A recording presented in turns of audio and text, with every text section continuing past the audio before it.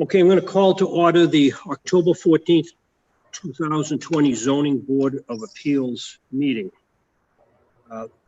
Before I start with the meeting, I want to read a document relative to the remote system that we're using. In accordance with the governor's order suspending certain provisions of the open meeting law, General Law, Chapter 38 and 20, relating to the 2020 novel coronavirus outbreak emergency, the October public meeting of the Zoning Board of Appeals will be open to the public. However, the public and all applicants are encouraged to participate remotely.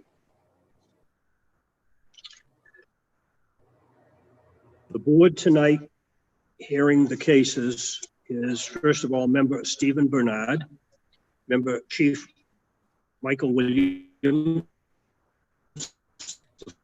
Fire Chief, member Craig Pina, and the Zoning Enforcement Officer, Building Superintendent, and Clerk to the board is James Plouffe, and our recording secretary tonight is Christine Brophy. Before I start the agenda for tonight's meeting, I want to make one announcement that we have had one case that has been withdrawn. Petition number 20-73. The petition of John J. Stagnone, 6 Westview Drive, Stoughton, Mass. For a variance from Article 3, Section 27.9 and 27.13, Subsection A, for permission to construct a single-family home on an existing lot in an R1C zone located at Plot 2/0 Glendale Street. That case has been withdrawn. It will not be heard this evening. If it would be heard in the future, it would be rescheduled. Anyone that is on with the zoning board right now, is there anyone that would like to withdraw prior to the start of the meeting?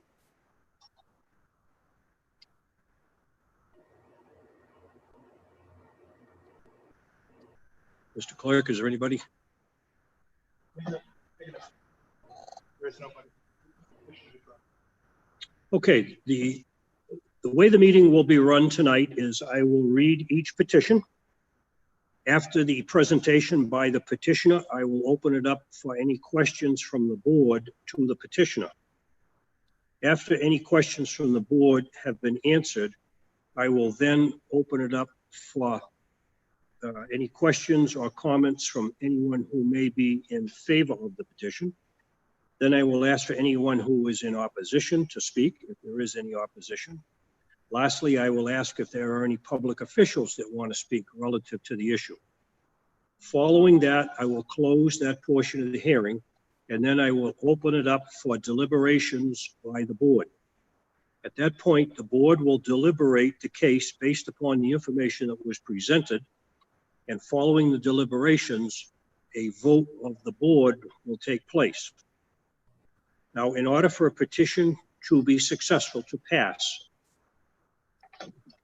there needs to be, first of all, a vote of 5-0, 5 in favor, no negative, or 4 in favor, 1 negative. If the vote is 3-2, in either way, the petition will fail. So the bottom line is you need a minimum of 4 positive votes in order for the petition to pass.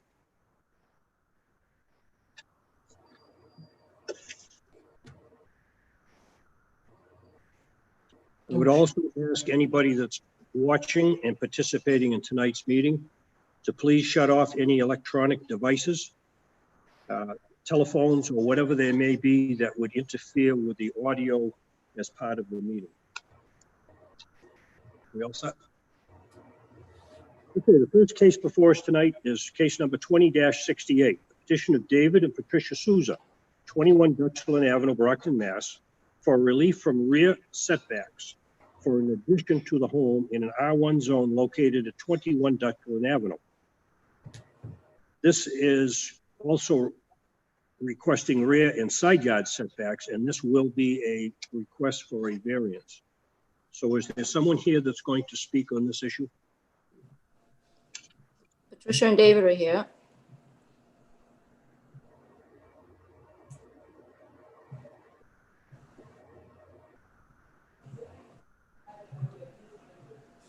Can you hear us? Yes. Oh, Yeah, I okay. see you on the screen. All right. So what you need to do is present your case to the board.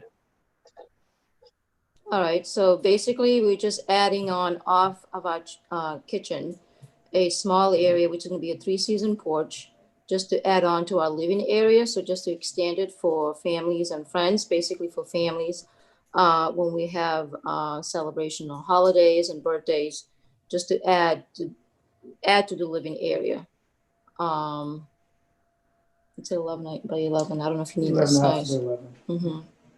Yeah, on top of existing patio. Yeah, there is an existing patio, so we're just going over the existing patio. Is the existing patio at ground level? Yes,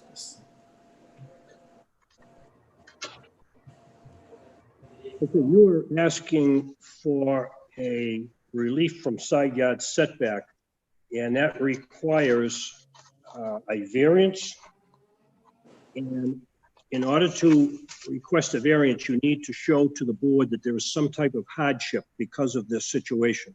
What makes it unique for you, for this location to be used to put this 3-season porch on the house? I can speak on their behalf for that. Okay.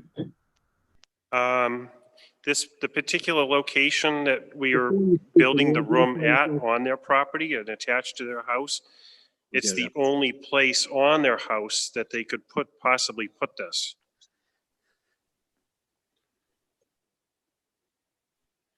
Okay, can you identify yourself for the board?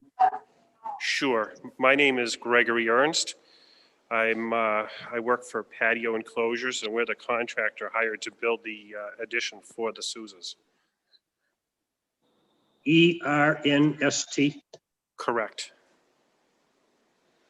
Okay, so the hardship is the location of where this can only be located on that house? Yes, sir. That's the only location on that house where this could be located. Also, I understand that this sunroom is going to be only a 3-season porch. It is not going to be permanent living area. Am I correct? Yes. All right, is there anything else you want to add? Mr. and Mrs. Souza? no, not really. We just want to add on to our living area, so it's the only place we can add it. I mean, there's nothing else to add, no. Okay, and I think it's important to understand that this is not going to be a permanent living area. It's strictly a 3-season porch. Correct. It's not heated or air conditioned. Okay, yep, that's important.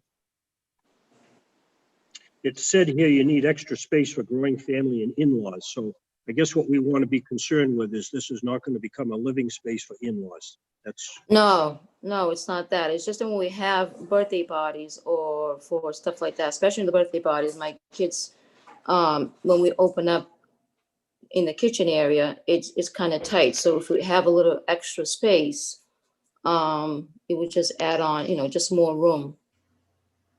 okay, very good. I'm going to open it up to the board. Is there any questions from the board? Steve Bernard here.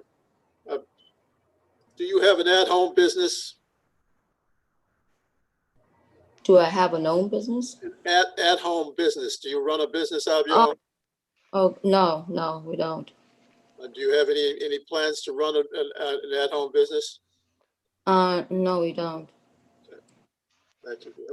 My concern was that you were going to use this room as an office and receive people, and that's not the case. You're using it just for expanding space for family and friends. Correct, yeah. We Have could you, condition that another shall not question? be used for any commercial purposes. Ask that again, I'm sorry.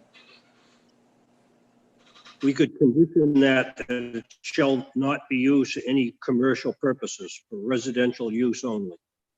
Correct, yeah. Does that answer your question? Yes, it does. Okay, any other board member have any comment? The same board member, have you had any endorsements or complaints from the neighbors on this field? No, we actually have not. We've been, when they received the letter from the city, they asked us about it and none of them didn't have any complaints, no.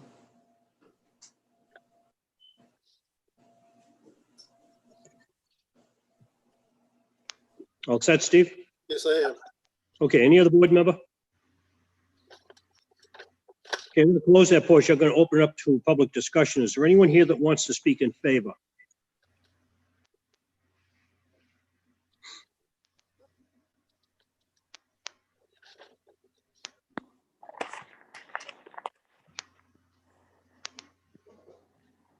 We're checking to see if anybody has come on to speak in favor. Okay. Nobody in favor, and no documents have come in. Nothing.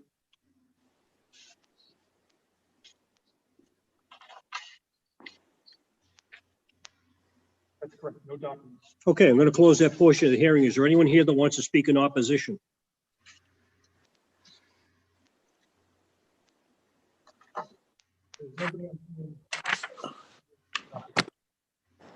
Nobody on Zoom, and any documents come in? No documents. Okay, I'm going to close that portion of the hearing. Is there any public official that wants to speak on the issue?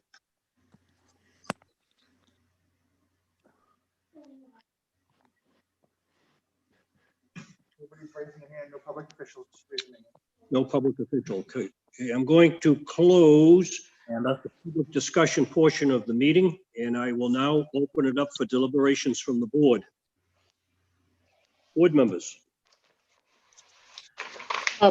Personally, I see this as just someone trying to improve their property and make room for growing family to entertain.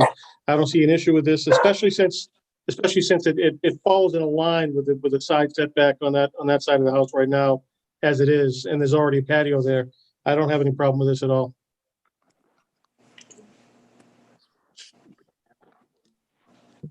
Any other board members? Everybody's good? Motion to grant? I would entertain a motion. You want to join the meeting? To grant, is somebody second that?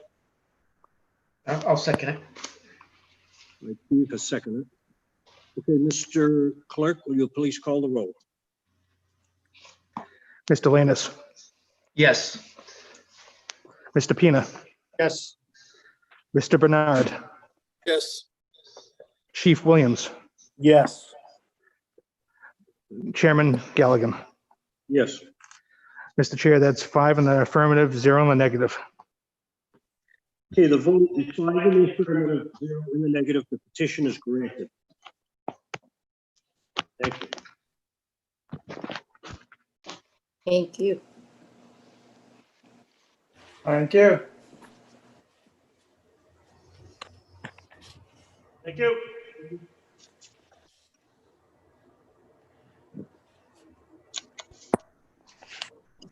Call you in a few minutes. We'll get him Thank off. Is he off?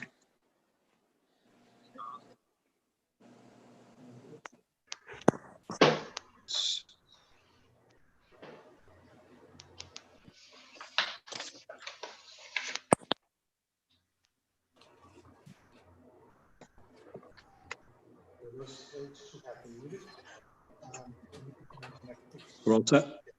Okay, the next petition before us tonight is 20-69. The petition of Lisa Mulvey, 147 Pine Street, Brockton, Mass, for permission to construct a garage personal function room due to large and expanding family in an R1C zone located at 147 Pine Street. This is a variance. Can we hear anybody from the Mulvey family here? I'm here. Lisa's here.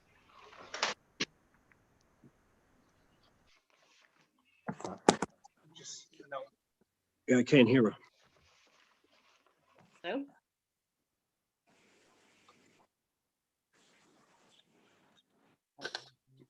Ma'am, if you could speak up a little bit louder. How's that? Can you hear me now? A little louder if you can. Is there any way to adjust the volume on this? I'm not familiar with this. All right, we'll do the best we can. Thank you. Okay, you want to present your petition, explain to the board what your situation is. You are asking for a variance, and with a variance, you need to demonstrate a hardship. All right, at this time, we have 5 children and we also have 10 grandchildren with number 11 on the way. Would like to construct an outbuilding that would serve the purpose of a garage as well as, I say, function room, but it's basically just an area that we can gather when the weather's not feasible outside due to rain. We also have a moonwalk that would like to establish inside that area for the children, the grandchildren, etc., so that they can use it in the event of inclement weather. Due to the fact that there are so many of us, having this outdoor space, i.e. indoor space, but the outdoor building, we would be able to congregate all together as opposed to being separated throughout the house. And this way we could enjoy each other's company that way. At this time, due to the pandemic, things have kind of been put on hold for that reason. However, in saying that, with the holidays coming up and hopefully for next year, that we'll all be able to gather in one area that we can all be together. And it's a financial hardship not being able to do that right now because of the expense of to rent a hall or any other area to be able to get all of us together between children, spouses, and grandchildren. It seems that we need a very large area for that. And that's what we're hoping to do with that space, as well as some storage.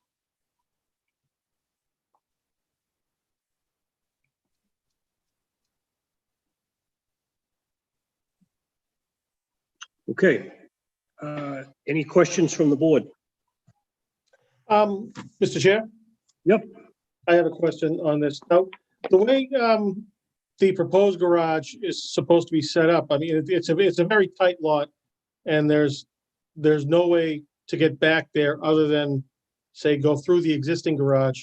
Correct. What is to prevent, say, a year or two down the road? I know you want to make this a family function space. How are we to prevent this from becoming a mechanic, an auto mechanic shop? No, Garage? the front garage is used for any repairs that we have and storage. There's really not a lot of mechanical work that goes on here other than oil changes. Anything that we have done is usually done at the garage itself. We take it to a place to have it done, the dealership most likely. So there is not a lot of mechanical stuff going on other than like oil changes and doing the tires, rotating tires. And is that done for your whole family, or? No, that's just basically my son will take care of my husband and myself and sometimes his siblings, but my children and their significant others their significant others can do theirs for them because they don't all live here, obviously, but this is where we congregate because this is where mom and dad are. So Now, at the mechanic shop, no, it wouldn't be that. So in the middle of winter, you'd move everything out of there to have everyone go in and have a gathering? The hopes is that there isn't much stuff that's going to be out there. So it would just be able to, for entertainment purposes, it would be, to set up the moonwalk for the kids and just set up some table and chairs. Now, when you're talking about winter weather, the goal eventually would be, in time, not something that would happen tomorrow, but maybe put some sort of heating system in there. And we were thinking on the lines of like a pellet stove or something like that. Nothing that would require a lot of work to do it, and there would be no plumbing out there, so I would have no intention of having running water out there. It's just a building. So you mentioned that you have functions with your whole family, and Yeah. I like that. I enjoy that myself, but it's a tight lot. Where does everyone park? Usually we have enough space here for quite a few cars in the driveway, but the majority of the time they are out in the street, but they will ride together as a family. So that's not too bad. Like I said, we have 5 children and they'll come with their significant others and their families in their own vehicles. So if we can get them all basically in the driveway. The only other problem is with that is if my mom comes she may be out in the street, or my sister. Other than that, basically, we all fit in the driveway without a problem. I have no further questions. Is the current house a two-family house? It is a two-family house. We are owner occupied. My son and his wife live upstairs, and my husband and myself live downstairs.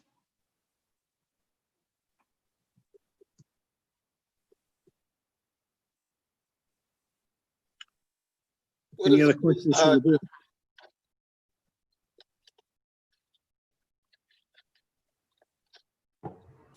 Do you know how close the existing garage is to the existing two-family house? 10 feet.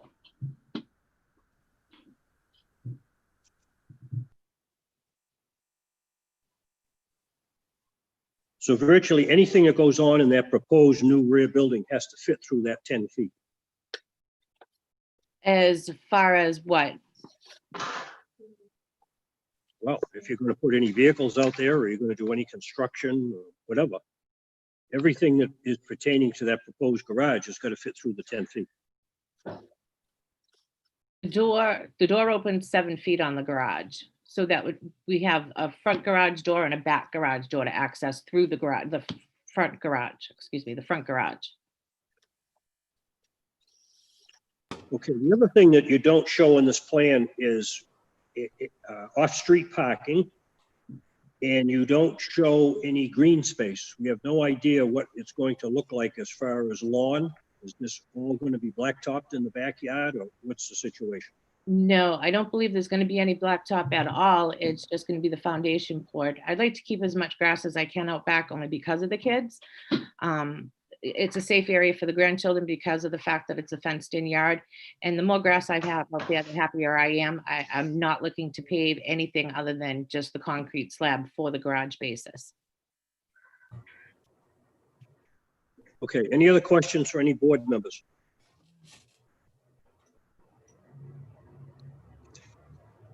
Seeing none, I'm going to open it up for public discussion. Is there anyone here that wants to speak in favor?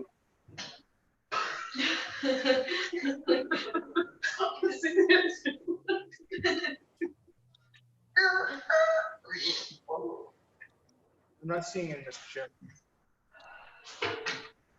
No paper communications come in? No paper communication. Okay, nobody is speaking in favor. I'm going to close that portion of the hearing. Is there anyone here that wants to speak in opposition? No, Mr. Chair, no one's raising their hand. There's no paper communication. Okay, no communications at all indicating opposition. I'm going to close that part of the hearing. Is there any public official that wants to speak on the issue?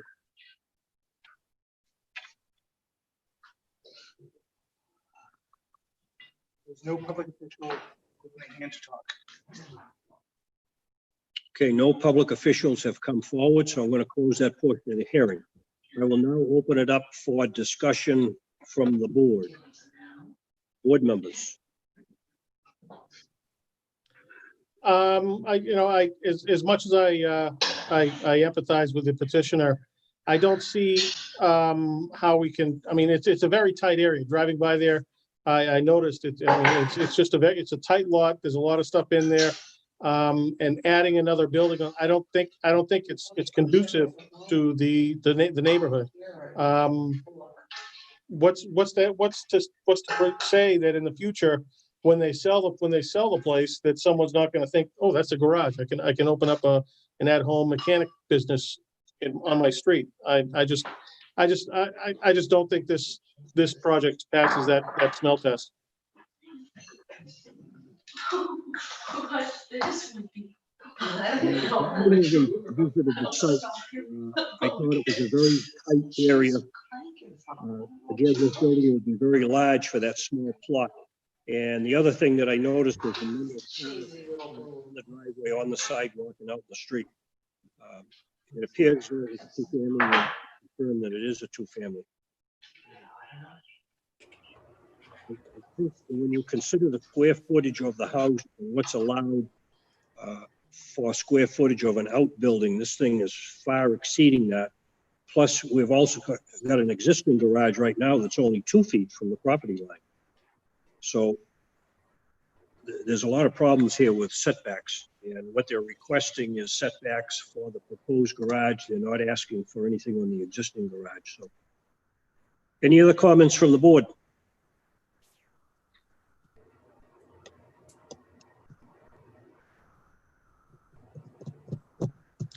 Motion to grant in hopes that it does not succeed. Second, Motion has been made and seconded to grant. Will this clerk please call the roll? Mr. Lanus, No. Mr. Bernard, no, Mr. Pina, No. Chief Williams, No. Chairman Galligan. No. Mr. Chair, that is 0 in the positive and 5 in the negative. Okay, the vote is 5-0 with a negative vote. The petition is denied. Thank you for your time. Thank you.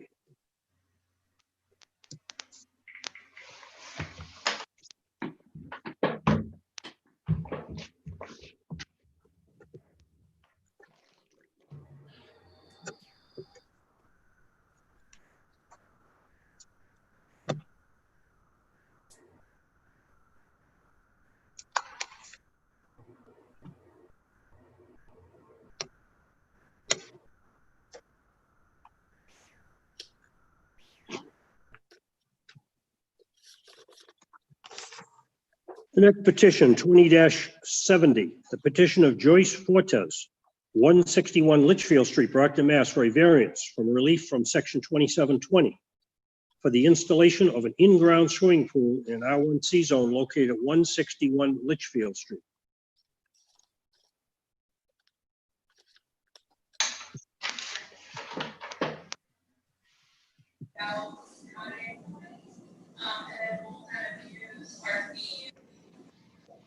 Do we have somebody representing this case for Joyce Fortes? I see a Joyce F on, but she looks to be muted.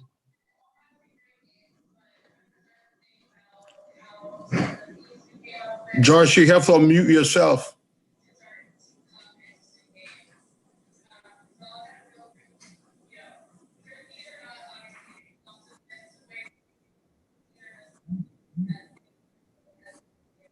We have to unmute.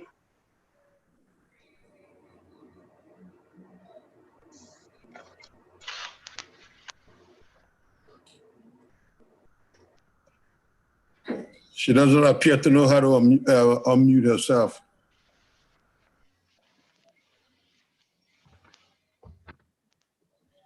Oh, there you go.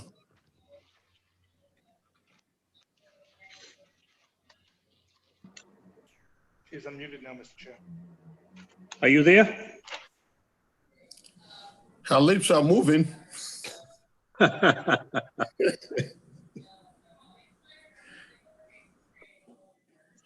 All right.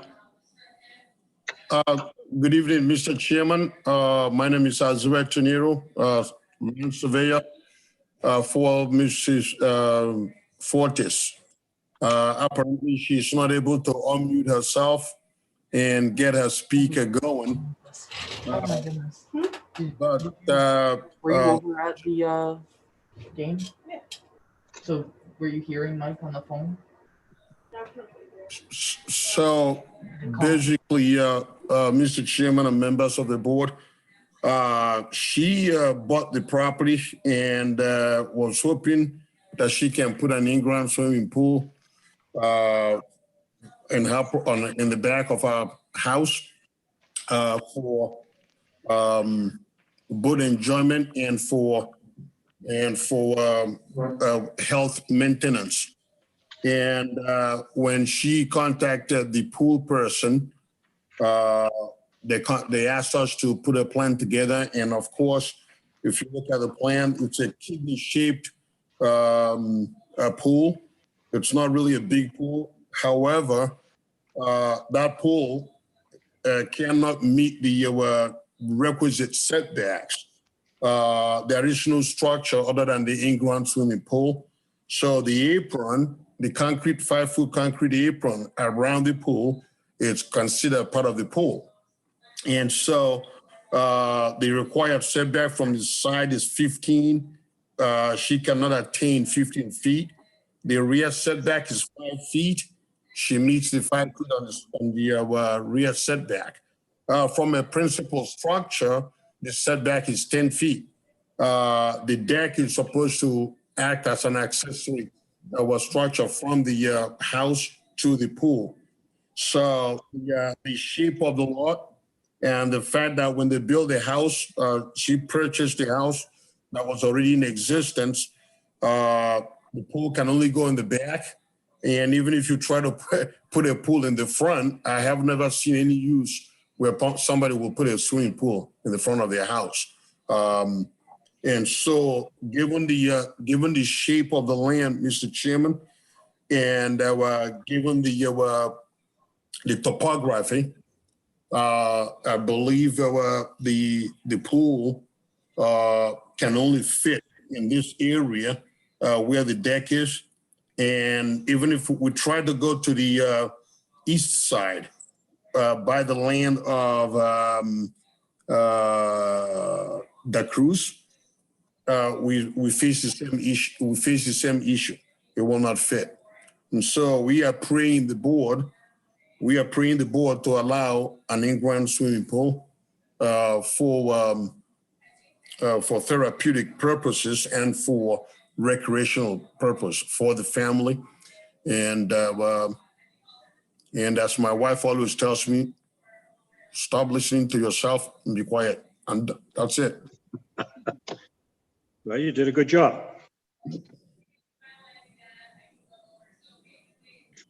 So this is an in-ground pool, and the apron from the pool is going to be right up against the edge of the deck. Yes, sir. The one thing you haven't shown on here, and you're going to have to do at some time, and probably not tonight, is how you're going to fence this in. How it's going to be enclosed. And you're probably going to have to do something with the enclosure off of the deck if it has direct access into that pool. All right. Have you finished your presentation? Yes, sir. Okay. I'm going to open it up to the board. Does the board have any questions of the petitioner? I have no questions. This is Steve here. It sounds as if the petitioner is using the shape of the lot as the hardship or reason that it meets the qualifications for a variance. But I think you're misusing the shape of the lot in this case as a qualification because you're saying that because of the shape of the lot, the pool doesn't fit the requirements or fit the setbacks. Well, the boundaries of the property were there when the house was purchased. You knew how much space. You know how much space you already have. It seems to me that the pool, if you're going to have a pool, it should be one of size that meets the zoning requirements, not one that tests the requirements. So I don't agree that that is a hardship. The shape of the lot is qualifying for a variance. And I asked the petitioner to respond to that if he wishes to. Hey, Mr. Chairman, Ms. Fortis apparently still having an issue unmuting herself and getting her speaker working. But when she purchased the average person, I can attest to the fact, being involved in land surveying and having been working in this industry for more than 45 years, I would think that somebody like me would, if I was buying a house with the idea of getting a pool, I will be aware of that.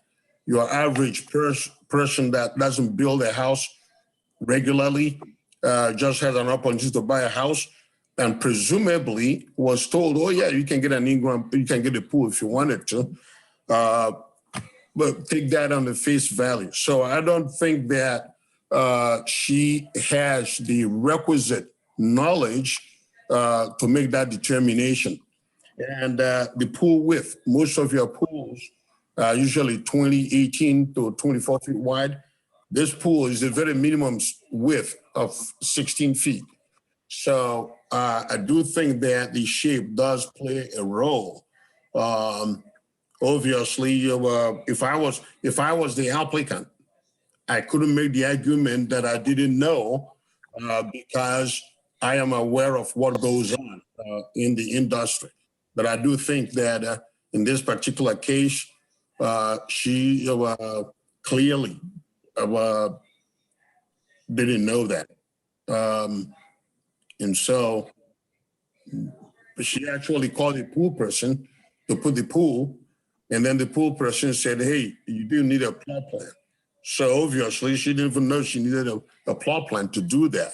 So I think I'm back on now. Sorry. So Joyce, you can identify yourself if you will. My name is Joyce Fortes.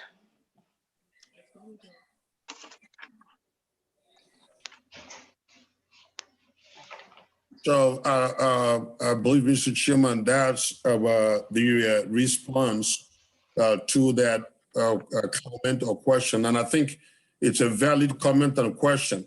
I just particularly think in this instance, it's really, and I understand that ignorance is not an excuse, ignorance of the law is not an excuse, but at the end of the day, we kind of work. I thank you for your comment. I think you did a good job of responding. We'll have to make that judgment. That's why you make an appeal. Thank you. Was there any consideration of putting the pool to the right of where we see it on the chart, where there seems to be much more room for it? So, Mr. Chairman, if you look at the shape of that pool, that's why I showed that those setback lines, it will not fit. So the 10 feet line, that red line that I showed, is to show where it should be. But if you pull that pool, it'll be right up against the property line. On the I wouldn't have any setback at all on the side that abuts the Da Cruz land. So that was the first location that I put it in, and I left those lines there to demonstrate that it couldn't fit there.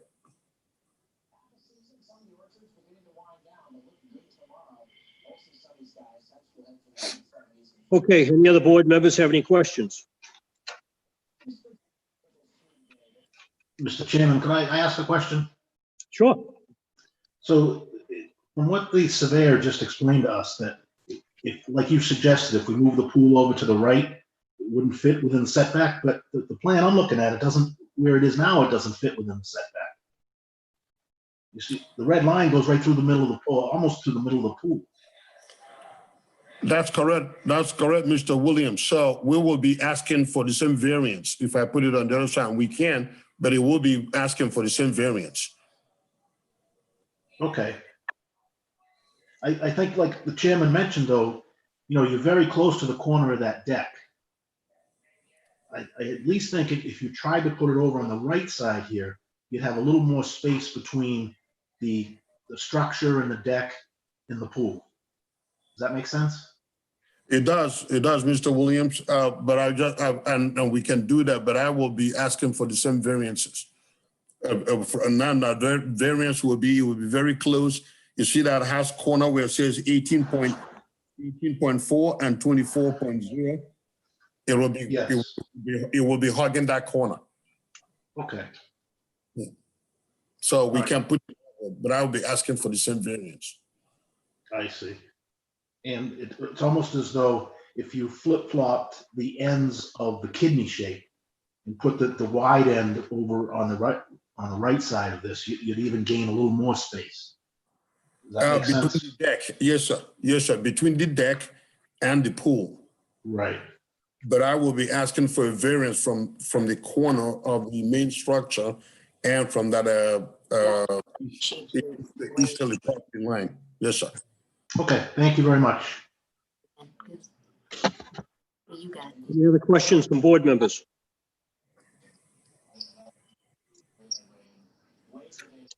If not, I'm going to close that portion of the hearing. Is there anyone here that wants to speak in favor?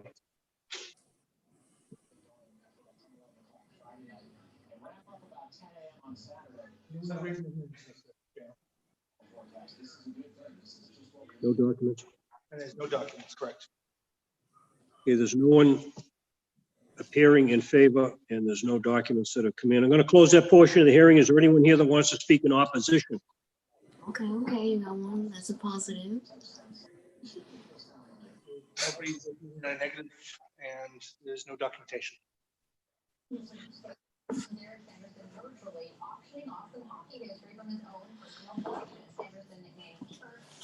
there's nobody indicating any opposition. No documents have come in. I'm going to close that portion of the hearing. I will now open it up for deliberations by the board members. I see this as someone trying to improve their property. It's not like someone's building a large building that can be something else. It's a swimming pool, and it's an improvement to the house, and it's improvement to the neighborhood. As the insurance guy, I'd be concerned about someone trying to jump off that deck into the pool, but that's a problem for the insurance company, not for us here right now. But I don't see how this would be a detriment to the neighborhood. As a matter of fact, I think it would be a nice addition. Yes, sir.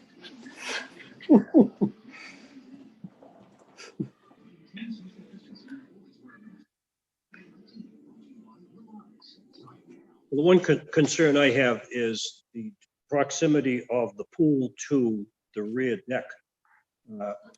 It's virtually right against the deck, and as far as getting around that corner of the house, there certainly isn't much room to get around there.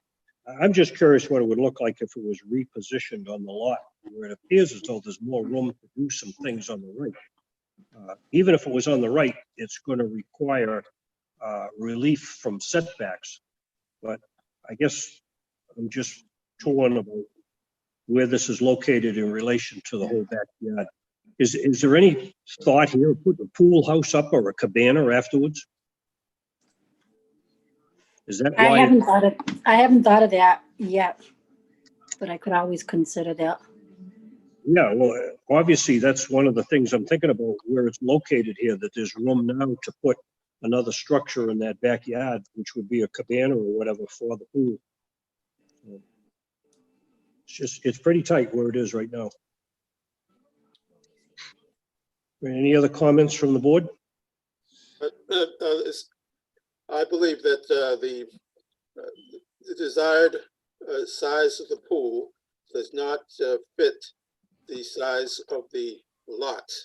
And as much as I would believe that the property owner would love to have us approve what she has appealing to have done, I think it would be irresponsible for us to put that size pool on this size lot with the setback requests.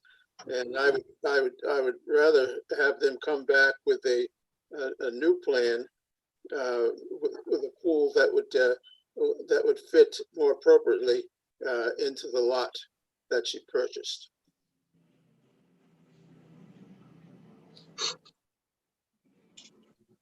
I would entertain a motion.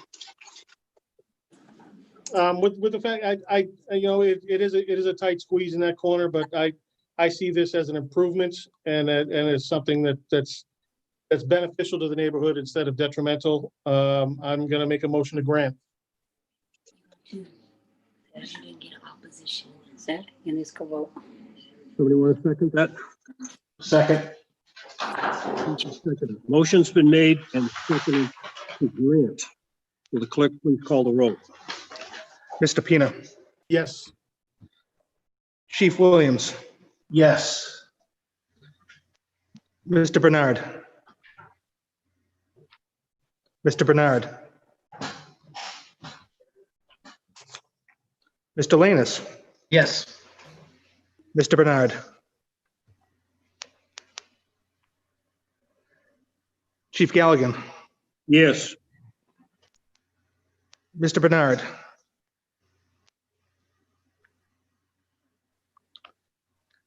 Mr. Chair, we have 4 in the affirmative. Mr. Bernard is not communicating. Try it again. Mr. Bernard.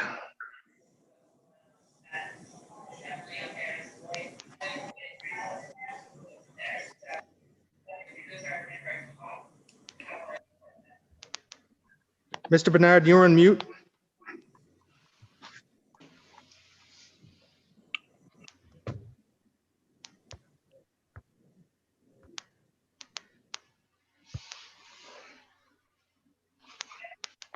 No further.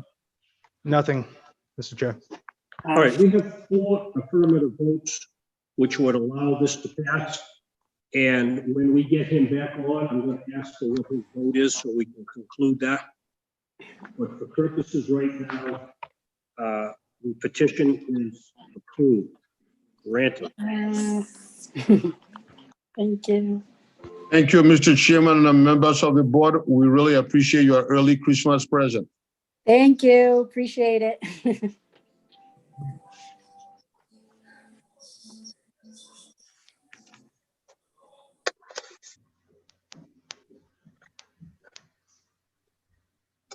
All right, when we get him back on, we're going to need his vote on that one. All right, we ready for the next one?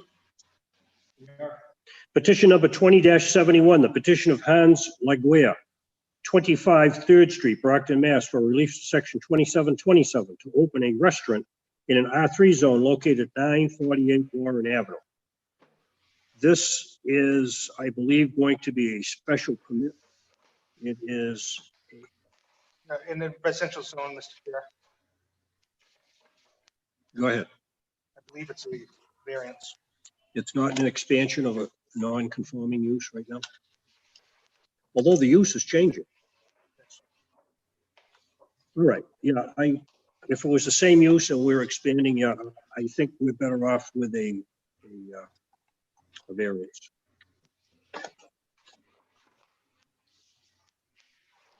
All right, let's have Mr. Laguerre. Are you here? Hello. Hi, my name's Hans. I've owned the property for about 10 years, and I'd like permission to open a restaurant, takeout restaurant.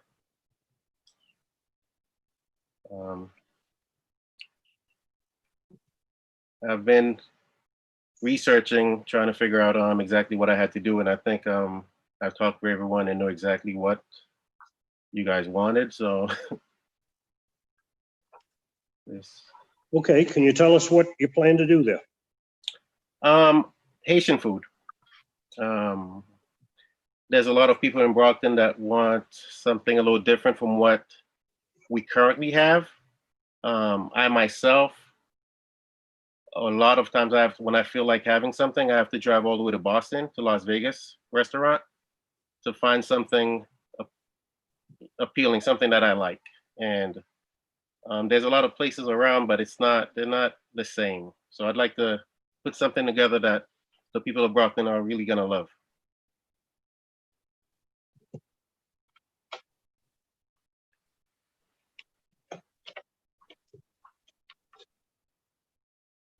Can you tell us a little bit about the building? The building, well, I currently use the front now, and we have the back that's pretty decent, pretty big size that I haven't been able to do anything with until I had this idea. My mother actually had the idea, and she recently passed away, and I guess that's kind of like what propelled me to just try to make it happen. All right, so in the front part of the building, is there a mobile repair, Skynet? Yes.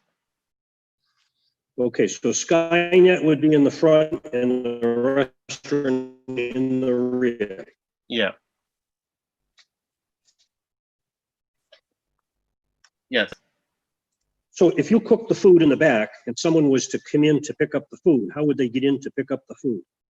Well, they walk right through the front door. There's another door right there, and the little pickup area is where they would get it. Most of the back will be the kitchen. It's just a small area for the pickup. So we're actually running two businesses out of this one location then? Yes. Okay. Can you explain to us what your provisions are for off-street parking at this location? There's plenty of parking in the front. That's something I thought about, and I've seen other places that have less parking than what is available to me, and they're working just fine. The street's pretty much empty. So describe to the board what you call plenty of parking in the front. Oh, well, towards the left of me, there's a big apartment complex, and all the people park in the back. They have their own spaces, so the front's usually wide empty. And then towards the right of me, which is the same thing, it's pretty much empty also. Okay, so the north side of your building is a right of way for that building that is next to you. Yes.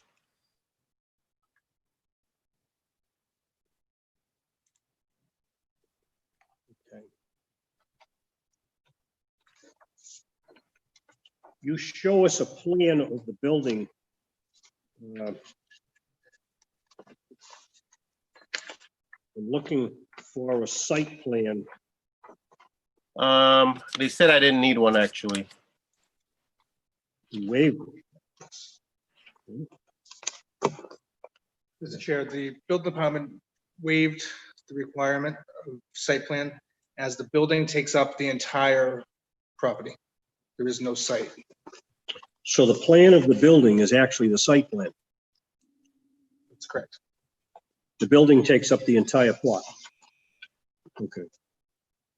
All right, so what's the hardship on this? Why is this, what's different about this that makes this a occupancy that has to go in this location? Or tell us what the hardship is here.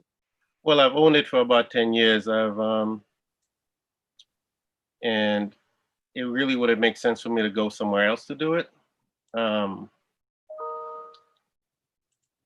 And restaurant is a pretty risky business. Owning the place already gives me a little advantage. And when it comes to hardship, to me personally, like I said, I have to drive to Boston to get decent Haitian food. And there are plenty of other people that would like something to the caliber of Boston.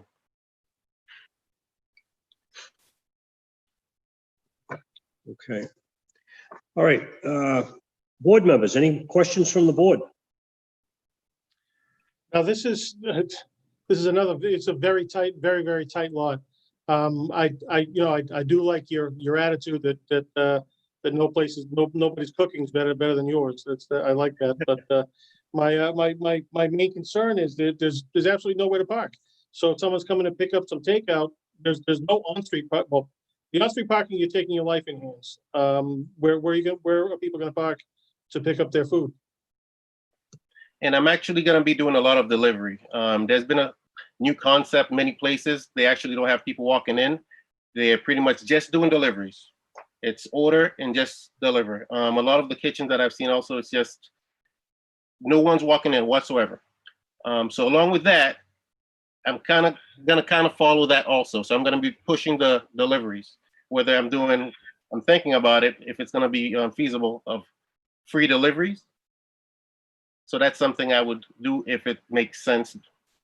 So you're saying that you won't have any backup of cars on Warren Ave or anything like that? I don't believe so, because I've looked at other places. I've sat down in front of other places, and it's not like that. I don't believe that's going to be an issue. Because as it is right now, no, I don't believe so. What about delivery trucks that are delivering goods from your vendors? Where would they make deliveries? No, everything I'm going to be picking up. There won't be any deliveries whatsoever. Restaurant Depot. We'll be going to Restaurant Depot, picking up the items that we need and coming back.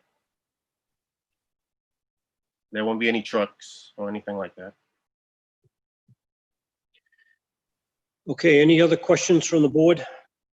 Everybody good? Okay, I'm going to close that portion of the hearing. I'm going to open it up for anyone that wants to speak in favor. Is there anyone here that wants to speak in favor of the petition?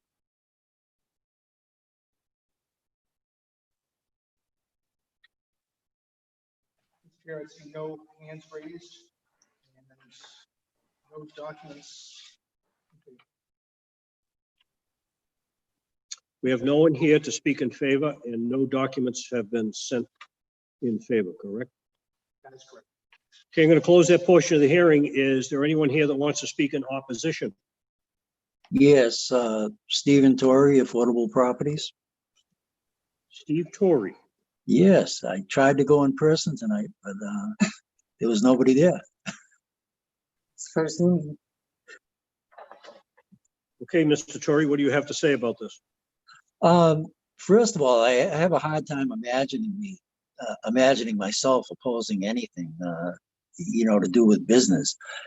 I'm in the unfortunate set of circumstances where Affordable Properties owns the 10 units that were constructed 10 or 12 years ago to the right of it with adequate off-street parking and a dumpster. And we, a year ago, bought the property to the left. That driveway is not a right-of-way. That is actually owned by us. The property that he owns is basically, as was mentioned, the footprint of the property. He has a right-of-way to get to the back of his building in our driveway. There's no place to put a dumpster. Parking, even with just the phone store there, I get complaints from my tenants all the time when I go through the property, as I do most days several times. There's cars parked at the exit in front of the driveway. You have a fire hydrant right there. You have a crosswalk right there. You have a cross street coming into Warren Avenue right there. There's no real parking in front of his property at all. And I just can't imagine what it would be like with a restaurant. And also, there's no on-street parking during the snow emergencies. So I guess I have to say in this case, I'm opposed. I'm sorry to say that. Well, during the snow emergency, I would not be open. Do you own the building to the north of this location also? Yes, we do. And what about the apartment complex? Yes, we do. So you own properties on both sides of this? That's correct, and behind. And behind, okay. So that dirt driveway that we see, I'm calling that a right-of-way. That belongs to you, but does he have access to that? He has a right-of-way only to access the back of his building, not for a driveway. I see. Okay. All right, very good. Thank you. You all set? Yes, thank Okay. you. Is there anyone else that wants to speak in opposition? The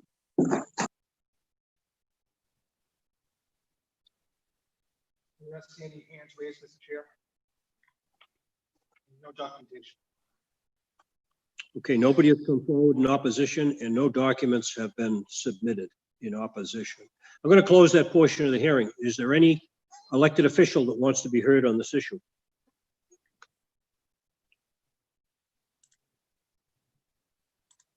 That's a negative, Mr. Chair. No public officials on. No public officials have come forward for any comments. I'm going to close that portion of the hearing and now I am going to open it up for deliberations from the board. Board members. I have to say, I like the concept. I like the drive. I like the idea.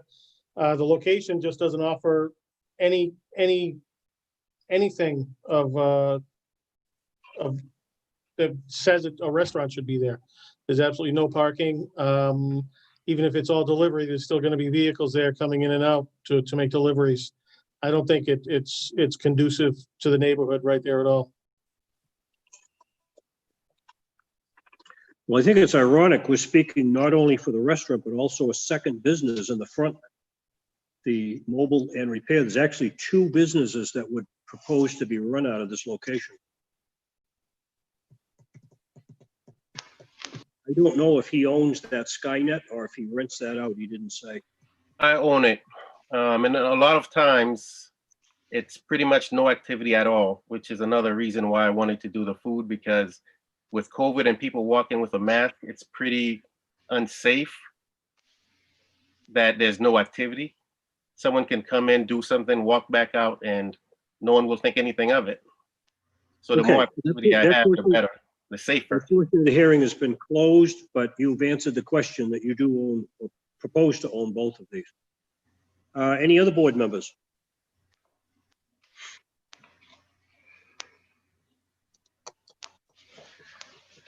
If not, I'll entertain a motion. Unfortunately, because I don't see any parking, I would like to see the restaurant, but perhaps in a different location. I'd like to make a motion to grant in hopes that it does not succeed. Somebody want to second that? Second. Okay, the motion's been made and seconded to grant. Clerk, please call the roll. Mr. Lanus, No. Mr. Pina, No.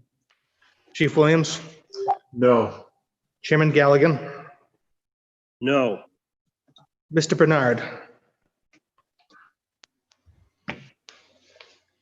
Mr. Bernard,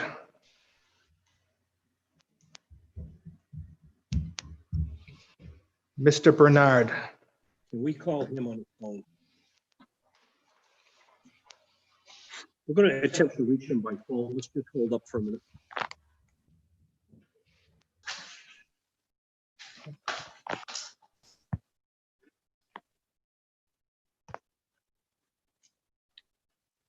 Mr. Chair, he is connecting again.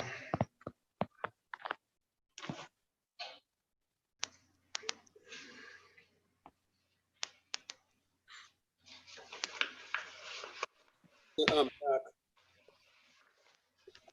Steve, you there? back, yes. I'm sorry, technical difficulty. Mr. Bernard, did you hear the discussion? The last discussion I had was on the case of Joyce Fortes. I didn't get the chance to vote on that. No, you did not. Is that, have you been waiting for me? Yes. Okay. Has the vote been called? We were waiting on you for the 161 Litchfield Street on the swimming pool. Yeah, and you wanted my vote? Yes. No. Okay. So that one was 4-1. It was granted. All right. Now this last one you just heard for 948 Warren Avenue. This is the restaurant. Mr. Bernard, did you hear the discussion on the Warren Ave? No, I did not.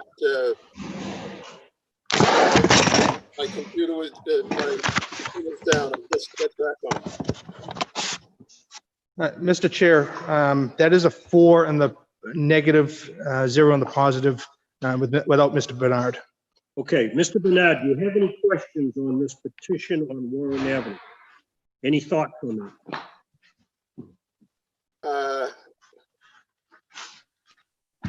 The vote has already been taken. I don't have any strong feelings about it. So where the vote has already been taken, I don't have any comments. Okay, so we're waiting on your vote for this one on Warren Avenue. No would be my vote. You would vote no. I want to vote no. I had studied the information before the hearing.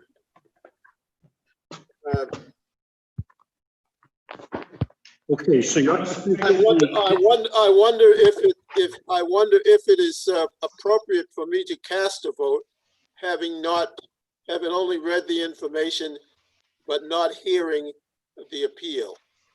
I would think that I should have been recused from because I'm not, I didn't hear the argument. You have had the opportunity to review all the documents for the case, Yes, I have. and you feel comfortable that the vote that you're making is based upon all the information that you have at hand. Yes, the information I had at hand, I would not be in favor of granting. Okay, and Mr. Chair, but Mr. Chair, that is what an appeal is for. They're looking to appeal ordinances that are established, and you'd want to hear the argument before you would make a decision. Where I had not heard the argument, I would think that I would be recused from this. Would be the best judgment. I'll leave it to you, but I just wanted to express that.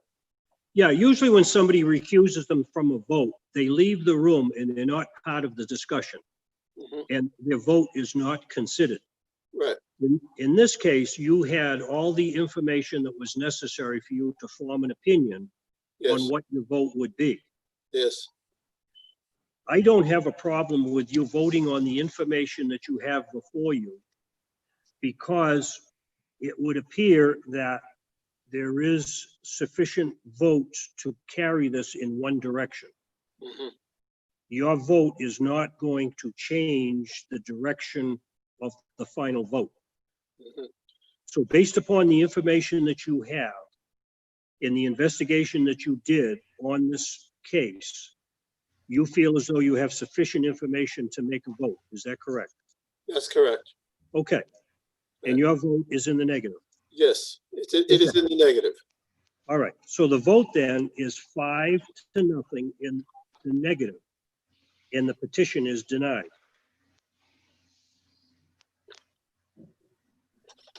Thank you.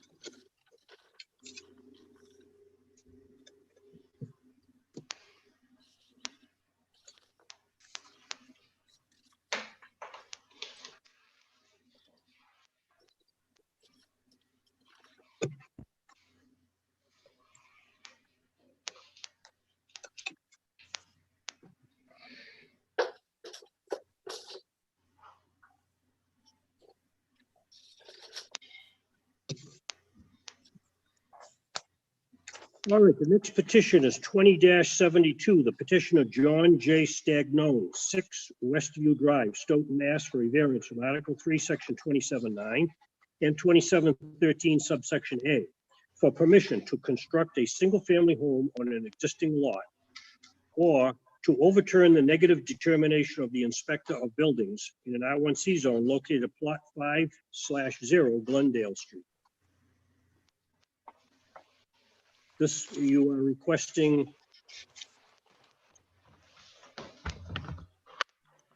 to overturn the decision of the building inspector. Is that correct? I believe this too. We're asking to overturn the building inspector as well as requesting a variance.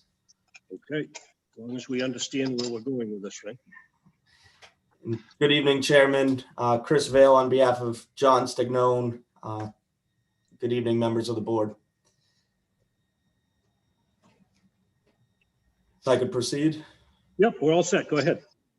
This is a petition to the Board of Appeals seeking a variance to construct one single-family home on the existing lot of record that lacks frontage, size, and width in accordance to the Brockton zoning ordinance. In the alternative, the applicant is also seeking to overturn the negative determination of the building inspector, which rendered the lot unbuildable. This lot does have a lot of history to it, in which Plot 5 is described as Parcel 1 in a deed of Helen to John Euskadis, which was dated back in July 12th of 1989. That deed is recorded at the Plymouth County Registry of Deeds. Parcel 2 in that same deed was added to Parcel 5 in 1963 by the deed Schultz to Anthony Euskadis, which was later inherited by Helen Euskadis which is also registered, but both deeds are attached to my application. The two lots didn't come together in one deed until it was eventually described separately in that 1989 deed, which I mentioned prior. However, at that point, it does appear that back in 1978, or back in 1963, there was common ownership.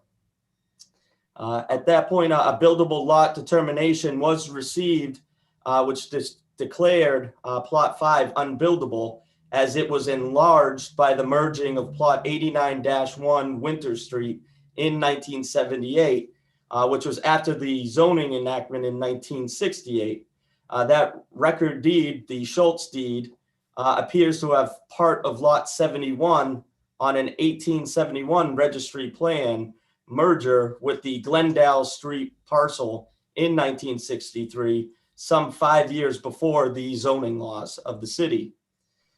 If so, the two lots together would have been in common ownership as early as 1963, which is well before the zoning laws were created in Brockton. So under this analysis, the merged lots would be buildable by right as they existed as one in 1963.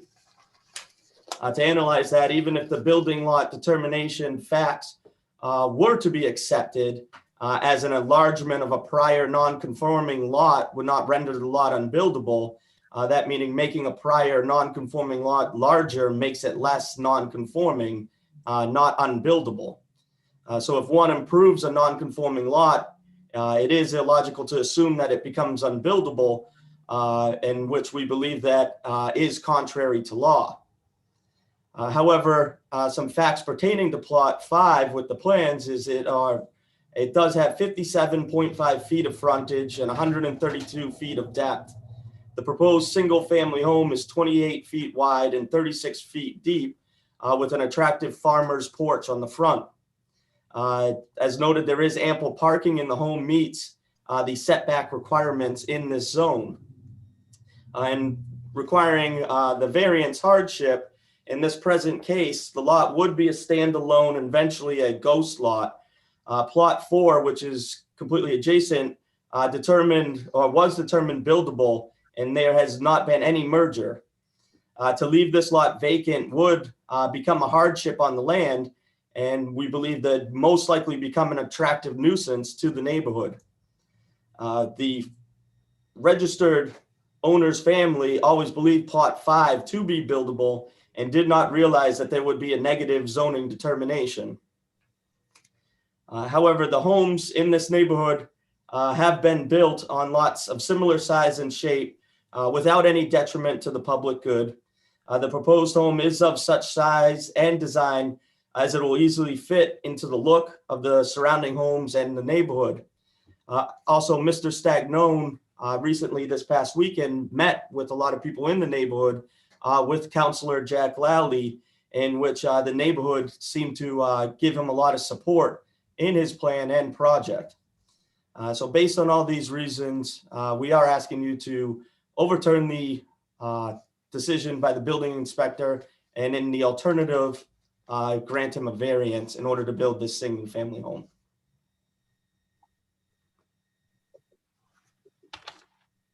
Okay, any questions from the board members?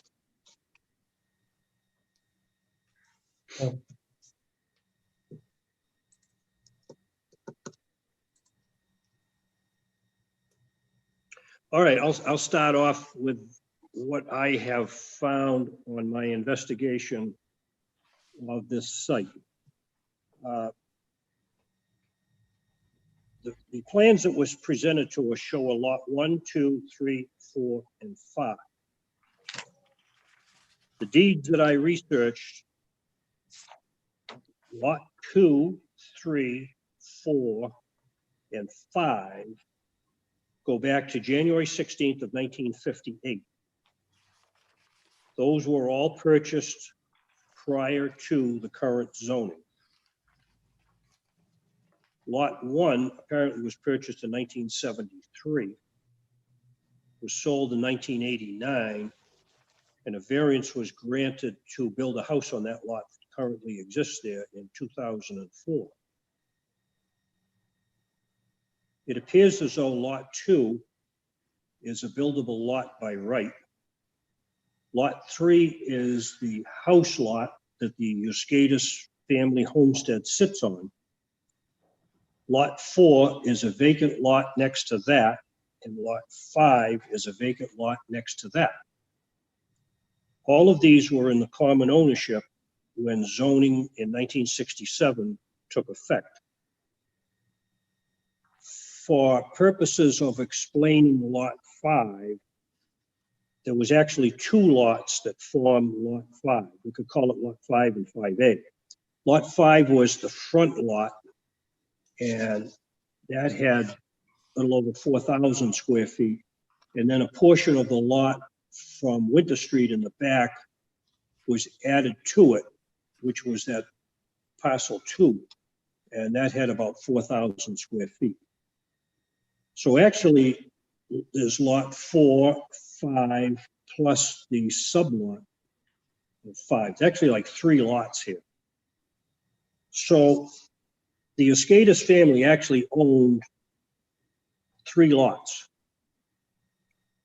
At some point, lots on Lot 5, the front lot and the rear lot appeared together on a deed, I guess in 1989. So if you look at 2712, it specifically says that if there is land in common ownership where there is a lot next to the lot in question in the same ownership, then those lots merge.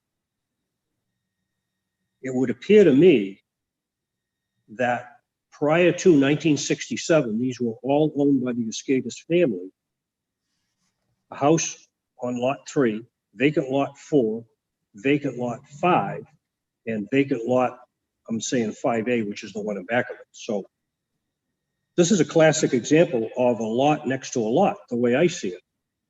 It would appear to me that Lot 4 and Lot 5 have merged. Who says that Lot 4 is a buildable lot? Do you have information on who made that determination? I can just get a second to maybe look. I mean, you're telling us that it's a buildable lot, but I don't have the deed for that lot in front of me, but well, I do, but I don't have the document that says that it's a buildable lot. I don't know how they could make that determination when they should have merged between Lot 4 and 5. I do believe that we do have something that says that it is a buildable lot, Chairman. I just got to go through. I know that the deed is separate from that part. That's correct. They are all deeded separately. And the question I'm asking is, in 2712, where we've been down this road before, if 2 lots are in common ownership, then those 2 lots would merge in December of 1967. So right now, sublot 4 and sublot 5, in my opinion, those 2 lots have merged and they are now considered one lot.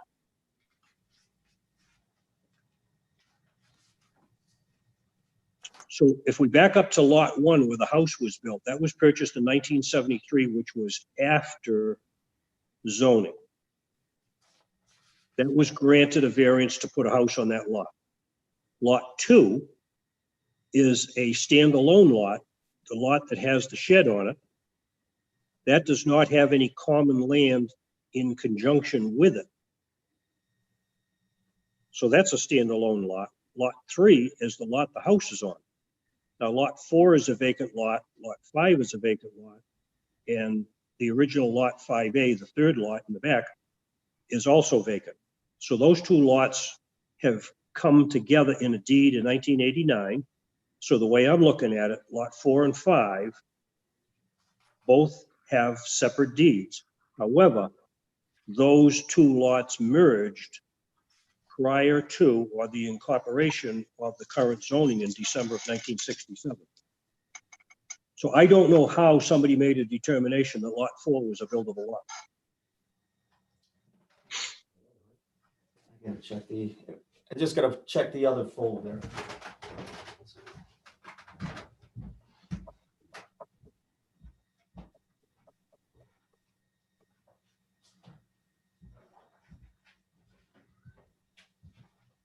So just to finish my thought, if those two lots had merged, the proper way to handle this then would be to come back requesting a variance to allow the construction of one house on the two lots. Chairman, I can show you, I do have the determination, and I can read it to you. Yep. For 0 Glendale Street, map route 170013, plot 4, that says legal use buildable determination notes. Plot 4, Glendale Street is a buildable lot. Refer to determination dated March 31st, 1998, it looks like. Who signed that, do you know? I'm sorry, what? Who signed that? Who issued that? It's cut off at the bottom where I can't get the signature, but that. Yeah, I can't read it either. All right. But that is from my understanding from the notes. It says building department, and then it looks like initials AS. I'm a part of it. Okay, is there a date on the document when it was issued?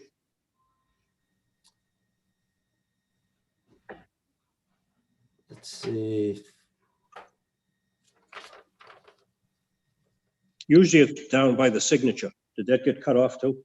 Got cut off. It looks like it says March 6, 2019, but it's half of it. I don't know when, if that's something that we printed out. Yeah, I can't see it on my screen. It's blurred, but anyway. Okay, so you do have a document that said that it was buildable. Correct. I'm just, as a board member, in the research that I've done on all these deeds, I just don't know how that determination was made that lot 4 is a standalone lot. I don't know if that was done in error, or I don't know what the basis was. My concern tonight is that all of these lots were in common ownership when zoning came in, and it's very specific. If you look at 40A section 6, in the state code, it says that if you have a vacant lot next to the house, that lot is not buildable. In Brockton on 2712, it's much more lenient that says that you have to have a lot next to a lot.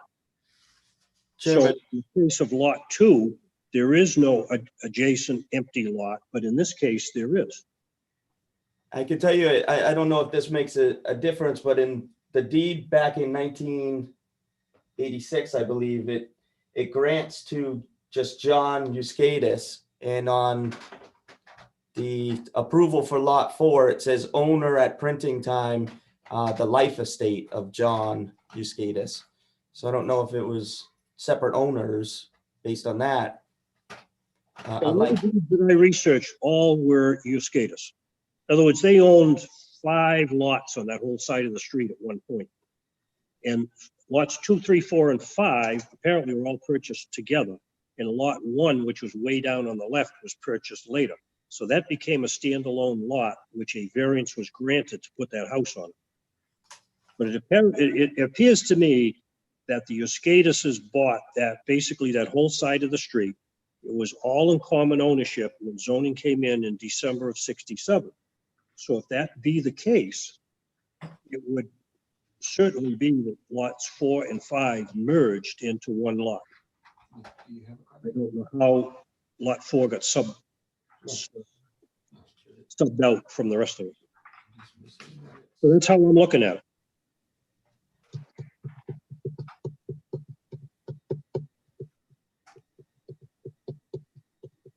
And actually, there was 3 lots there for a while. There was lot 4, 5, and the one in the back.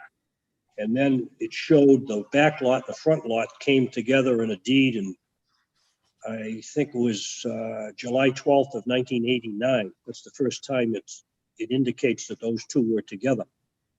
So they were purchased, well, they were expanded. It was 1963 is when they picked up the lot in the back. So it would appear to me that on plot 5, there was 2 plots. The front part was owned by the Escadises. The back side was owned by this other family on Winter Street. Then in 1963, the Escadises bought that back half of what is now lot 5, which increased the size of that lot to what we see now. So in 1963, it was expanded, and then it shows up on a deed together on July of 1989. So I don't want to spend any more time on this, but my point is what I see here is a merging of lots 4 and 5 because they were commonly owned in one ownership when zoning came in December of 1967. And at that point, if a lot was next to a lot, they merged, and the maximum number of lots that could merge was 3. Chairman, I think what your rationale is also overriding the building department on lot 4 and not applying the law to on lot 5. Right. What I don't understand is how that determination came from lot 4. I wish I knew how that determination was made. From my investigation of all the deeds, I just don't see how the building department came up with the idea that that was a separate buildable lot.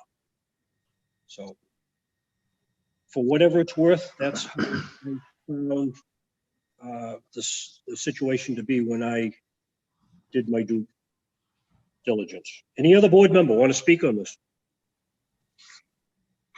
Mr. Chairman, just real quickly on that determination.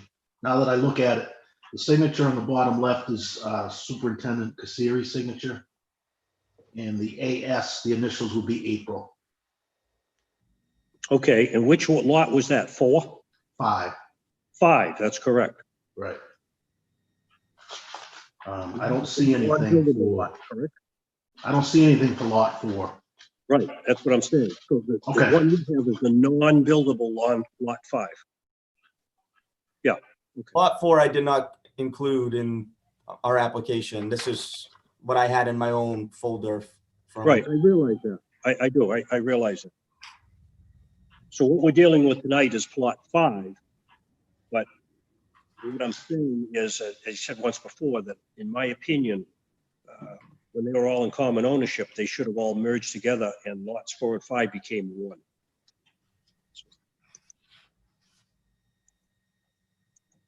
So that's not the case under state law, 40A section 6, but it is under our 2712. In other words, ours was more forgiving. In order for something to be merged, you need an empty lot next to a lot. And that's what we have here. All right, is there any other questions from the board? If not, I'm going to close that portion of the hearing and open it up for public discussion. Is there anyone here that wants to speak in favor?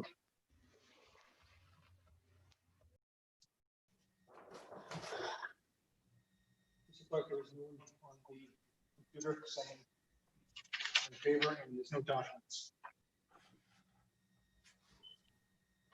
Okay, nobody has come forward and no documents have been submitted. Is that correct? That's it. Okay, I'm going to close that portion of the hearing. Is there anyone here that wants to speak in opposition?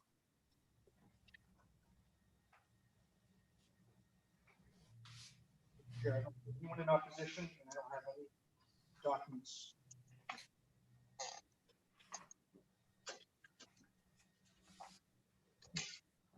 Okay, nobody has expressed opposition and no documents have come in opposition. So I'm going to close that portion of the hearing. Is there any public official that wants to speak on the issue?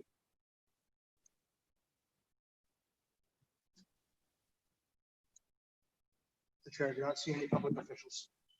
No public officials. Okay, I'm going to close that portion of the hearing. I'm going to open it up now for deliberations from the board. Board members. Mr. Chair, I think this is an issue we've seen pop up a few times in the past few months. lots merging in 1967 with the implementation of zoning laws that really was done without the knowledge of the current owners. And I don't see how any of these lots derogate from the neighborhood. They're all similar sizes, but it's a technical issue and how we handle this.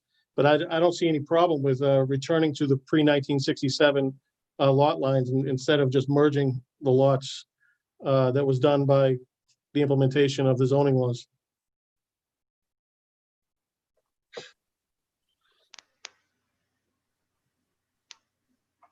Well, there are two requests here before us tonight. And one is to overturn the decision of the building inspector who has determined that the lot is not buildable. The other possible question is granting a variance to allow for the construction of the house on the lot.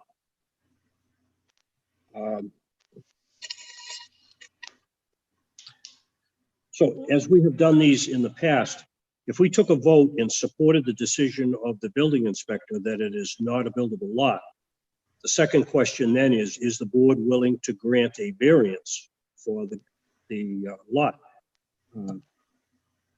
In the discussion here, can you enlighten me on what hardship was shown for granting a variance on lot 5? Is that a question to me, Chairman? No, it's to the board.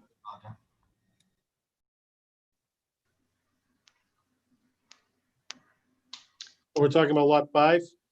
Lot 5, right, that's the one that's in discussion. Lot 4 came up in the discussion, but tonight what we're discussing is lot 5. Well, I think a definite hardship is the merging of the lots that was done apparently without the knowledge of the property owner. I don't know if that's a hardship though. I mean, the lack of knowledge is not a hardship. I think there's an extenuating circumstance here where the building inspector made a determination that lot 4 is a standalone buildable lot. And I think what I heard from the petitioner was that one of the hardships was this was going to be called what's called a ghost lot, that without a variance, it can't be built on. Other than that, I didn't hear any hardships on it. So there's two things that we're going to be looking at relative to this case. One is the decision of the building inspector. And secondly, if we overturn the decision of the building inspector and grant the petitioner the ability to get a building inspection, then we don't need to vote on the variance. If we vote to uphold the decision of the building inspector, we then can take a second vote to determine whether we want to grant a variance for lot 5. Everybody kind of understand where we're going with this thing? Yeah.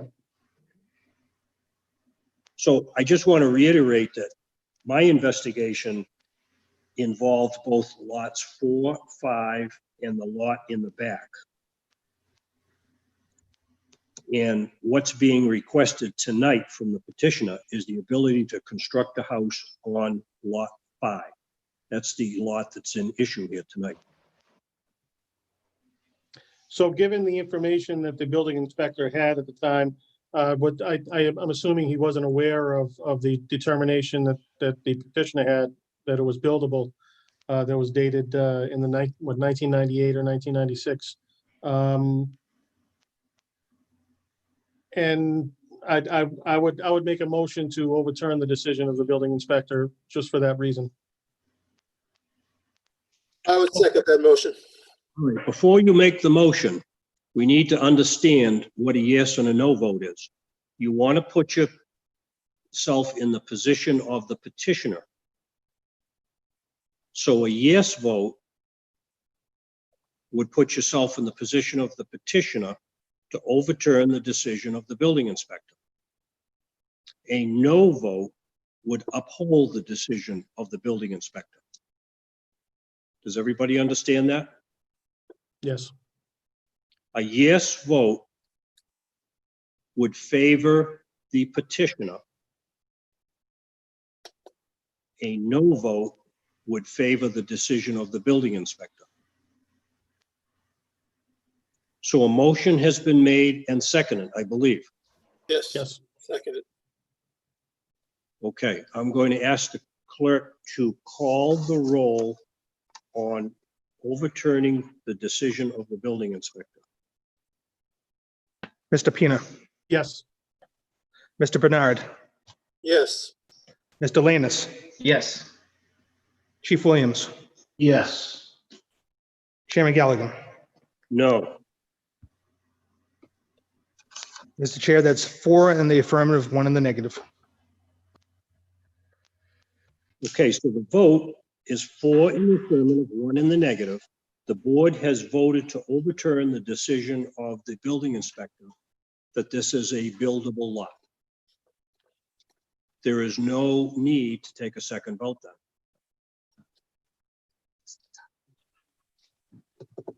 Am I correct on that, Mr. Building Inspector? Yes, Mr. Chair. I would suggest that the appeal was not timely, but that's how the vote came through.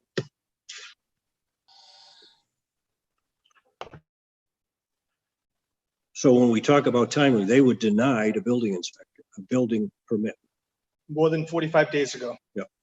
Okay. So basically what we're saying is that they were denied the ability to build a house on this lot. We have now given them the ability to put the house on the lot. All right. So would it make sense for a second vote to grant the variance to allow them to do that then? If there's a flaw in the vote, All right, let's make sure that there is no flaw in the vote, so we'll take a second vote. The second vote then is a vote of the board to grant a variance to allow them to build the house. A yes vote is to grant the variance, a no vote is to deny the variance. Does somebody want to make that motion? Motion to grant. Second.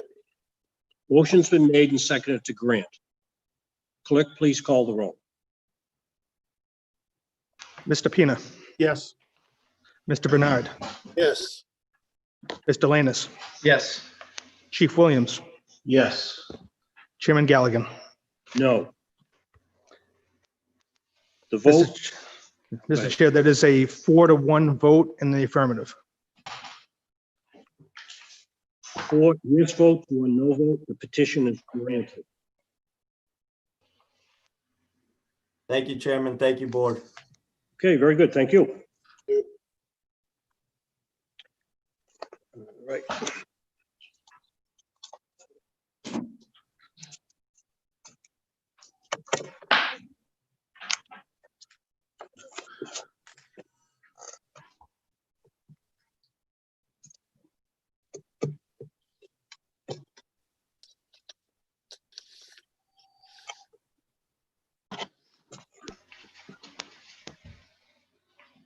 All right, petition 20-73 has been withdrawn. Petition 20-74, the petition of Kamau White, 55 Prospect Street, Brockton, Mass. For a variance from Article 3, Section 27.9 and 27.13, Subsection A, for permission to convert a single-family home into a two-family home in an R2 zone located at 55 Prospect Street.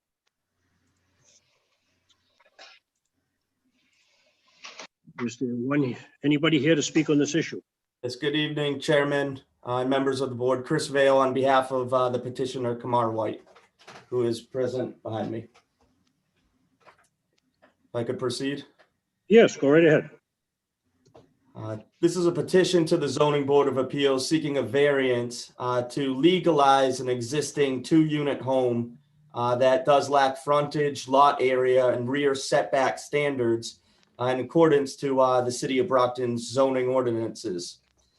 Some statement of facts particular to this plot is that it's located at 55 Prospect Street here in the city. Mr. White bought the property in 2018, which was built and always used as a multifamily residence. Plot 64 is in a R2 zone where the property abuts several other multifamily dwellings. I do note that I know the advertisement said that it was an R1C zone, but it is in an R2 zone, which our application states. But the parcel is approximately 8,053 square feet, which is just short of the 10,000 square foot ordinance. The existing dwelling will remain the same size. It's not going to get any bigger. It will meet the city's parking, front, and side yard requirements. The existing dwelling does have adequate access and egress of 2 per unit. In fact, Unit 1 does have a third access and egress from the basement. In addition, Unit 2 will be handicapped accessible by having a wheelchair ramp, which is shown on the plan. The petitioner, Mr. White, was granted a building permit to make repairs on both units. The 2 units would consist of a kitchen, 2 bedrooms, and a full bathroom per unit, which is shown on the plan. In fact, an assessor from the city of Brockton recently came to his residence and informed Mr. White that as of January of next year, the city is going to be assessing his property as a multifamily. The property location does have a unique size, shape, and soil conditions as shown on the plan. The property contains a large easement to allow access to the rear multifamily dwelling, which is shown on the right of our site plan. In the application, Mr. White has personally spoken with his abutters in which they signed a petition in hopes that the board will grant a variance for his petition. I have included that where there is 1, 2, 3, 4, at least 6 or 7 approvals from all his abutters that he went and showed the plans to. In regards to the variance hardship, Mr. White purchased 55 Prospect Street, which was used as a multifamily. It was Mr. White's belief that he was buying and purchasing this multifamily from the existing owner. Mr. White has put a considerable amount of money and effort into his residence, as well as building good rapport with his neighbors, and wants to legalize and make this a multifamily residence. As stated previously, the land is affected by the easement that runs from the entire right side of the property, which allows access to the abutters behind him located at 53 Prospect Street. There are numerous other multifamily homes that have been built on lots similar of size and shape in the neighborhood. There's never been any detriment to the neighborhood when the existing owner used this property as a multifamily. The proposed home with functional parking is of such size and design as it will easily fit into the look of the surrounding homes in the neighborhood. As you can see with our plan, we did create the existence of 4 parking spots, 1 being to the left of the property, and then you have a substantial area which would provide cars to be able to turn around in the parking lot to make it less dangerous from going out onto the street. As you can see, parking lots 1 and 2 will be in the front, and you do see the wheelchair ramp as well as plenty of green space. So we are asking for the board to legalize his multifamily and to grant him the variance based on these hardships. Thank you. Questions from the board? With that easement going up the right side of the property, I think it meets the standard for variance.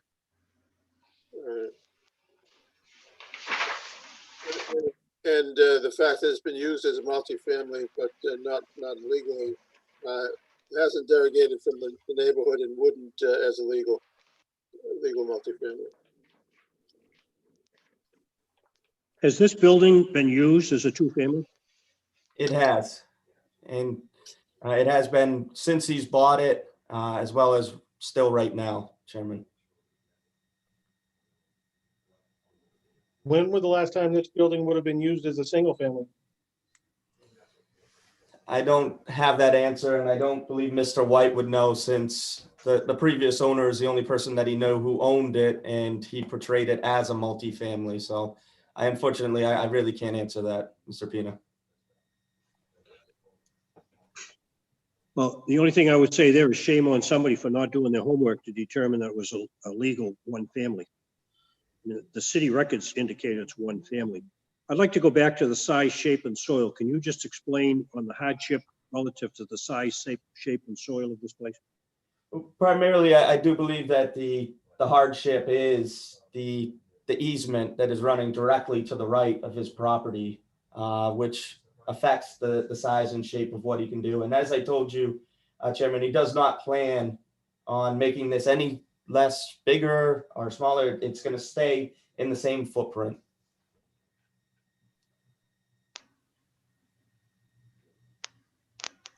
Okay, anything on the soil conditions, shape? Nothing? All right, let me just ask a couple of questions. I went there and walked the whole property. The day I was there was cars parked up the right of way. I don't know if those cars belong to the house out front or the one out back. It was a very congested area. Where the parking is proposed on the front lawn, those are not 180 square foot parking places. In other words, if a car pulls in, the back corner of the car is going to be hanging over the sidewalk. If a car parks next to the building where it shows 10 feet, if you pulled in there right now, you couldn't open the door to get out of the car. So even though the lot spots number 3 and 4 are shown as parking, truly those are not parking places. The other thing that I noticed, and you can comment on what I'm saying here, but the other thing I noticed is that the plans, this was a 1.5 story wood frame, single family house. And it's been jury rigged to what it is right now. But the second floor of this 1.5 story wood frame is sloped ceilings. So you're not talking full depth rooms up on the second floor. And if you look at all of the bedrooms that are shown on the plans here, there isn't a closet in any of the bedrooms. The bedrooms are very small, and now you've got to squeeze a closet in there, and you've got a slanted ceiling on the top. So, you know, I understand it is what it is, but this was never, ever designed to be a two-family house. How it ever got to this place, I don't know, but it is very congested in there. I have no idea how they plow snow to get to that house in the back. And the cars are all parked along that driveway. There was a couple of signs that said no parking, and obviously nobody pays any attention to that. So there was cars parked in the driveway. It was very difficult to get in and out. The storage shed for the house that's in question here is actually built over the right of way. It protrudes out.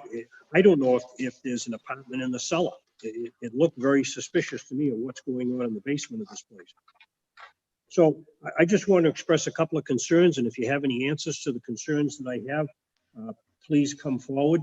But this is a 1.5 story house. It was designed to be a single family, and somebody has done whatever they did to get this into a 2-family. Yes, Chairman, some of your concerns about parking spots 3 and 4, I can tell you that Mr. White has historically used them as parking. Instead of having 4, 3, and then a 2 right behind it, we did decide that this would be more functional parking where there is turnaround space for 1, 2 to not have to go out onto the road, but rather can turn around in that area. In regards to parking, Mr. White, when you were addressing that, there was some parking issues on the back residence. He has expressed concerns, and they have been talking that they can't park on his property like that. It is just an easement for them to go and park in the back. He has been on top of that. Also, to address some of your concerns about closets, he does say that there are closets in the bedrooms, as well as the fact that the bedrooms are big enough that he's even lived in that building himself, or in that part of the house in which he said is large enough. Okay, can you just explain to me the statement you made about the turnaround on parking spaces 1 and 2? In regards to 1 and 2, if you could see directly right behind 3, instead of putting another parking spot right there and just leaving one parking spot where 1 or 2 would be to meet the 4, that's why we designed it this way, to make the parking more practical. So not all cars are just landlocked in there. The only car that would be landlocked is 4 if 3 was there. However, they've never had any problems with parking on that side where 3 and 4 is. I think normally they have been parking where 4, 3, and then another parking spot would have been directly in front of where the plan would be 3. However, that was part of an original plan, but after meeting with this office, we did change it to better come up with a parking scheme for this property. So I do believe that we are creating a better plan for what the house is now. Okay, any other comments from any board members? Do we have any idea when the addition was made on the original house to put the second unit in? No, I think he just reorganized. He believes that it was reorganized and that it was never an addition, but to be honest, I don't think Mr. White knows, and I know I don't.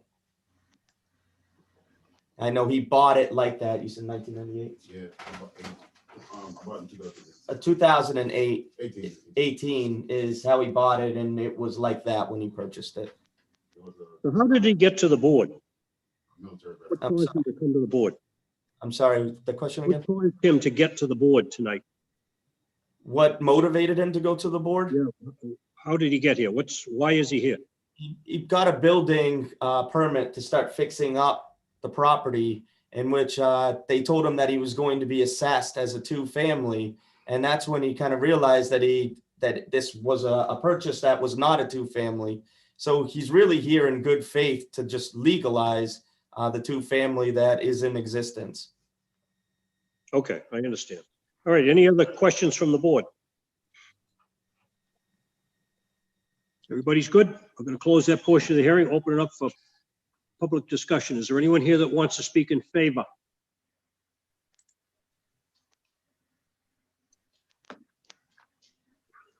Any documents come in favor?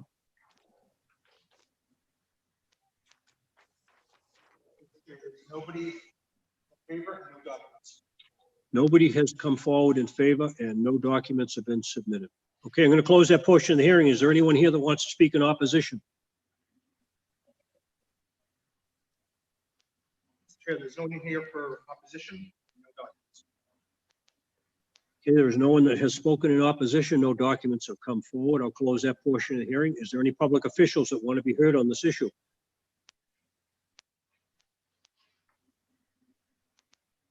Chair, there are no public officials here. Okay, no public official comments. I'm going to close that portion of the hearing. I'm now going to open it up for deliberations from the board. Board members. I think this is a situation best served by granting the petition, even though we know that it's a situation, as the chief said, that the house was designed for a 1-family house, but it has been used for 2-family. And we have a petitioner who's stuck with the situation. However, working in good faith and willing to put money into it to make the best of the situation. Certainly not trying to establish a precedent here of granting such cases, but I think in this one, granting would be in the best interest of the not in derogation of the neighborhood. I won't say in best interest, but not in derogation of the neighborhood, since it has been used as a 2 for a number of years. I'll agree with Mr. Bernard. This is a situation, I mean, we come across these situations in Brockton a little too often. I personally hate the idea of taking a large house and splitting it up to make it multifamily, but this is obviously a house that has for the however far we can research back into the past, it's been used as a multifamily. It's currently used as a multifamily, and I think as the owner came forward as a show of good faith, I think it'll serve us best to grant. If this was to be granted, is there any stipulations that we may want to think about, like prohibiting parking on the right of way to the access to the house in the rear? Is that, if that driveway is the responsibility of the petitioner that before us tonight, then he can enforce no parking in that. In other words, that driveway has to be clear and unobstructed. I'm thinking for public safety. Chief, I'm going to make a motion to grant, not as yet, but just making the comment if any stipulations that you think are appropriate to further the granting of the petition, I would accept. You know, the way I look at this is each one of these has to be looked on an individual basis, and that's why we're here, and that's what we're doing tonight. I am just very disappointed that this thing has grown to what it is. It seems as though the petitioner that's here tonight is here in good faith rather than trying to do an end run on making this a two-family. I'm just very disappointed that we see more and more of these single-family houses that are clandestinely being made into two families. And then they come back to the board claiming they didn't know any better, or they got sold something that they didn't know what they were buying. I mean, this is buyer beware. If he has bought this thing and it was as it is today, it's a little different than if he bought it and created what it is today. I do agree with that. There has been no opposition. There were several letters that were presented in favor. It's just not a very good situation, but unfortunately, it's something that we're dealing with in the city. And in this case here, I feel badly if the guy is telling us the truth that he bought it and didn't know what it was, he's in a tough position. If he had owned this thing for 10 years and created this and then got caught, I think it would be a totally different scenario. It is a very congested area. It is what it is, but my concern is the access road that comes in from Prospect Street to that house in the rear. It appears as though that access comes across this property, and he needs to have some responsibility to keep that roadway clear. In other words, if he owns that property and somebody's parking there, he has the authority to call the police and have that car removed, is what I'm saying, because he would have the authority to make that call.